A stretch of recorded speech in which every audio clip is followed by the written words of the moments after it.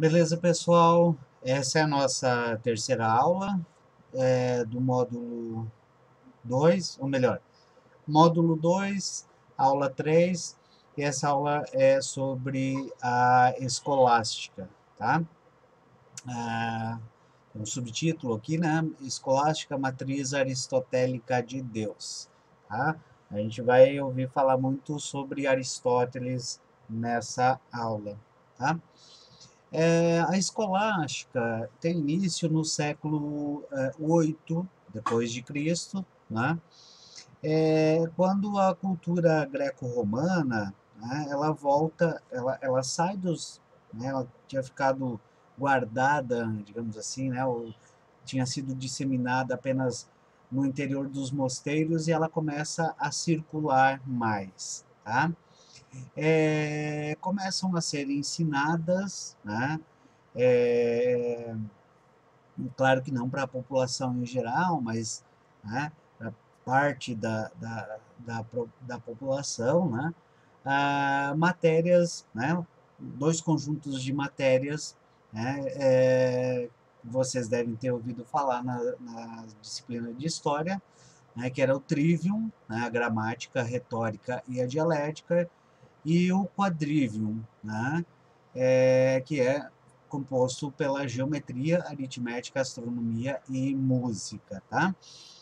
O trivium, né, as disciplinas relacionadas, ou as matérias relacionadas à língua e à argumentação, né, por isso a gramática, a retórica, a gramática, a estrutura da língua, a retórica a forma de utilizar bem no sentido de se expressar bem, de falar bem, de escrever bem, e a dialética, a arte de argumentar bem. Uma coisa é falar bem, né, falar adequadamente, escrever adequadamente, outra coisa, né, é argumentar bem. Todas essas compõem o trivium, e o quadrivium, então, as matérias relacionadas ao que hoje nós chamaríamos de matemática, tá? A geometria, a aritmética, né? E a astronomia, tá? E a música, por que a música aqui? Porque a música é, precisa do compasso, né? Do intervalo de tempo, ela se compõe ela se compõe, digamos assim, numa estrutura de escalas, ou seja, ela é considerada música, não canto, a música só, né? Como algo relacionado com a matemática, tá? A maior influência dos antigos aqui nessa parte da Idade Média, né, na escolástica, é a influência do Aristóteles, tá? Esse quadrinho aqui interessante, vocês vão ver as artes liberais, né? Desde a base até o topo, né? Ah, a gente precisa destacar também, eu já falei na aula passada, né, a influência de filósofos do mundo árabe, né, não cristão, né, principalmente aqui ó, no século VI, tá? É, os filósofos como Avicena, Averroes, eles entraram em contato né, com a cultura grega antes mesmo, né, dos filósofos cristãos, né? E de alguma forma ajudaram a disseminar, principalmente, né, a Grécia, a cultura grega do Platão, Aristóteles, né, a filosofia platônica e aristotélica, tá? Uma coisa interessante, né, uma coisa importante que nós temos que destacar nessa época é a relação entre fé e razão, tá? Há três momentos da relação entre fé e razão que precisam ser lembrados, né? Um primeiro momento, que é no início da Idade Média, né? É a ideia de que fé e razão, né, vivem harmonicamente, né? Uma segunda fase, né, é, onde se elaboram grandes sistemas filosóficos, né? Principalmente aqui o de Tomás de Aquino, ou São Tomás de Aquino, né? Quem for católico, né? Geralmente chama assim, considera-se uma harmonização entre fé e razão, ela pode ser obtida, mas há uma certa sobreposição da fé à razão, né? E uma terceira fase, que é com o declínio da escolástica, marcada por disputas entre fé e razão. Mais interessante é essa segunda fase. Por quê? Porque como começa a haver, né, nessa época aqui do século 13 até o século entre o século 13 e 14, né, que quando viveu Tomás de Aquino, como há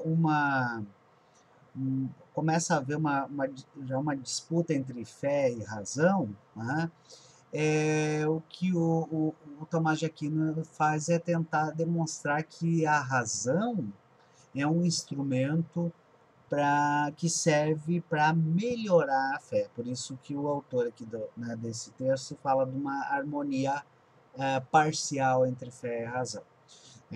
O Tomás de Aquino tenta demonstrar que a razão e fé não são antagônicas, mas sim que através da razão, né, que a gente pode demonstrar aquilo que a fé consegue atingir, mas para demonstrar a gente só consegue demonstrar com a razão. Eu já vou falar sobre isso. Né? Ou seja, a existência de Deus e tal.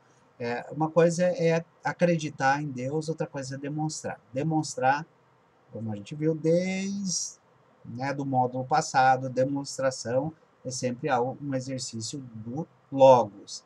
Né? Não é através da narrativa e tampouco através da fé que a gente consegue demonstrar as coisas. Né? É sempre através da razão.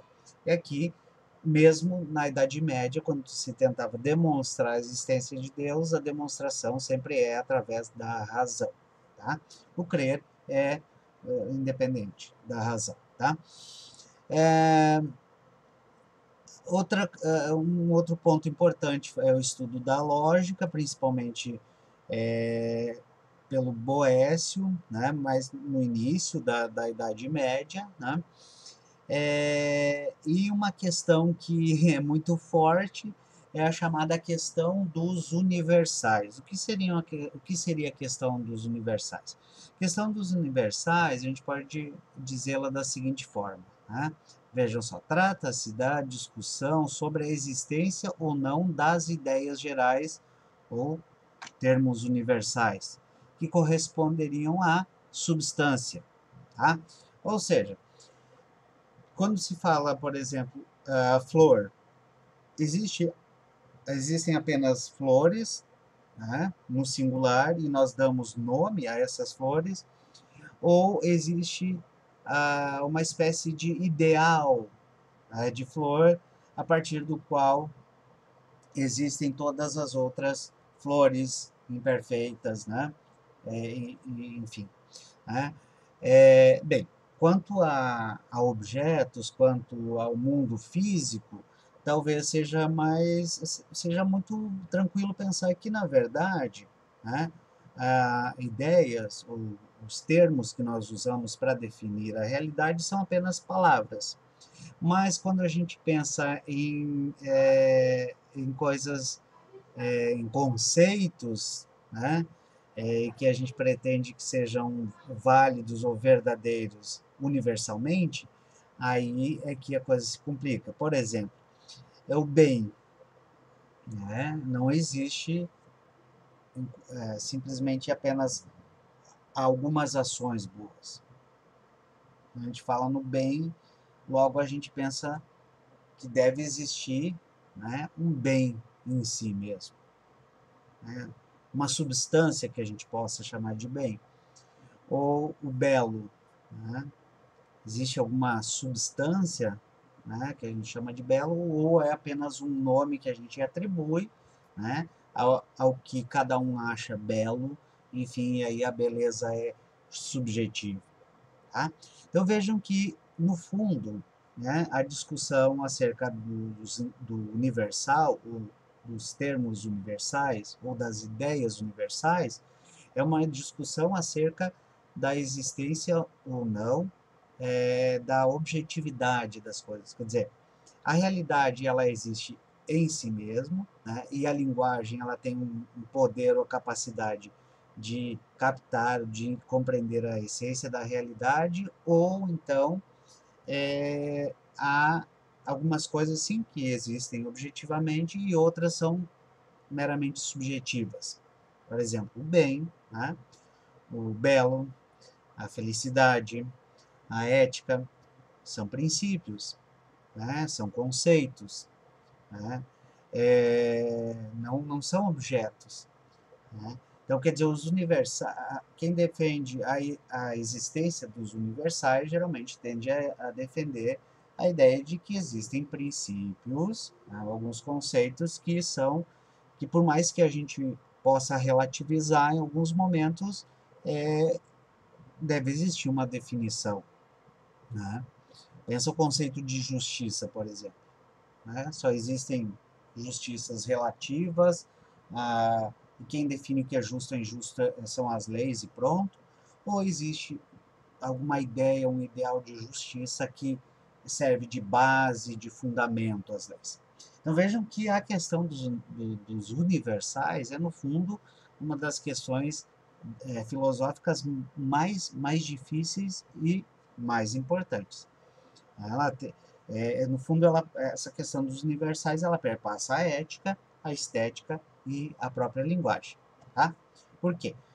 Porque a questão é, a estética, o belo, né, é um atributo dos objetos ou é algo que nós, né, enquanto seres humanos, enquanto espectadores, enquanto observadores, atribuímos a alguns objetos?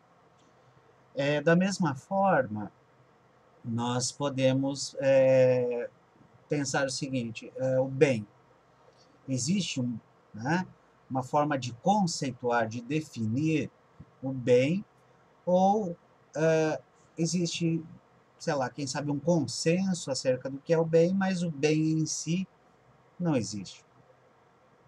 Né? A mesma coisa com relação à ética. Se existe um bem em si, então tem como dizer o que é agir bem, o que significa uma boa ação, o que significa em que se baseia, né, o agir quando é um agir guiado, né, ou orientado pelo bem. Para isso nós temos que ter o universal, né, ou o bem em si, o conceito universal de bem. Né? Senão a ética carece de fundamento. Mesma coisa a linguagem. Por quê? Quer dizer, a linguagem, no caso de não existirem conceitos universais, a linguagem se transforma naquilo que a gente vai estudar depois, que é o nominalismo. Quer dizer, a linguagem é apenas uma forma que a gente encontra de comunicar as coisas ou de dar nome às coisas. A linguagem não comunica nada acerca da essência da realidade, certo? Então vejam bem, desse problema todo que é derivado dos universais, nascem dois ramos da filosofia que depois vão coexistir durante o final aqui da Idade Média e durante a Idade Moderna também. Um deles é o realismo. Né? Os adeptos do realismo sustentam a tese de que os universais, né, os conceitos universais, as ideias universais existem de fato, ou seja, possui existência própria. Por exemplo, a bondade, a beleza são modelos ou molde a partir dos quais se criam as coisas boas e as coisas belas. E, por consequência disso, a linguagem também é uma linguagem realista. Né? Ela fala da realidade em si, certo? Há uma outra corrente, né, chamada nominalismo.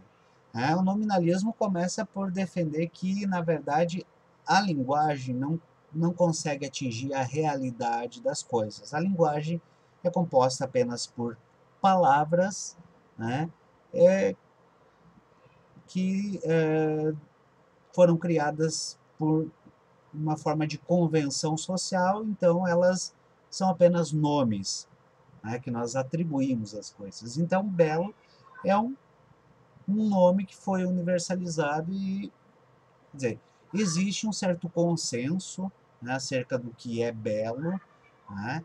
Então, quer dizer, as pessoas acabam tendo um certo gosto comum, numa determinada época, né? E por isso que a beleza, né, o conceito de belo muda tanto, o conceito do que é ético e do que não é ético também muda tanto, porque no final das contas tudo seria apenas nome, né? Tudo seria muito relativo, tá? Então, um realismo, né, mais essencialista, né, e um nominalismo bem mais relativista. Essas seriam duas formas de pensar o problema dos universais. Há ainda um terceiro modo que seria, né, o realismo moderado, que fez muito sucesso na figura esse aqui de cima, né, o Pedro Abelardo, né, uma cara de galã deprimido aqui, né? Para os nominalistas, não, desculpe, estou lendo. Para o filósofo francês, né, o Pedro Abelardo, só existem as realidades singulares, mas é possível buscar semelhanças entre os seres individuais por meio da abstração, né, de tal forma que, né, a realidade em si só existe, né, na forma singular. Ou seja, naquela ideia do bem, existem ações boas, né, o que existem na realidade. Mas é possível, a partir dessas ações boas, abstrair e criar um conceito do que é o bem, certo? Então nós temos na idade aqui na Idade Média, né, a partir dessa questão dos universais, três opções. Uma é o realismo, ou seja, afirmar que de fato, né, a linguagem ela consegue trabalhar com conceitos universais. A outra possibilidade é o nominalismo, ou seja, negar totalmente, dizer que não é possível trabalhar com conceitos universais e a linguagem pode, no máximo, dar nome, né, às coisas.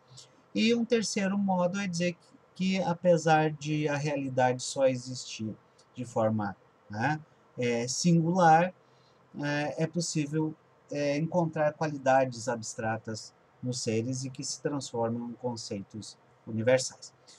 Eu vou parar essa aula por aqui e eu sigo, né, numa quarta aula agora sobre o módulo 2 para tratar somente do São Tomás de Aquino, tá bom?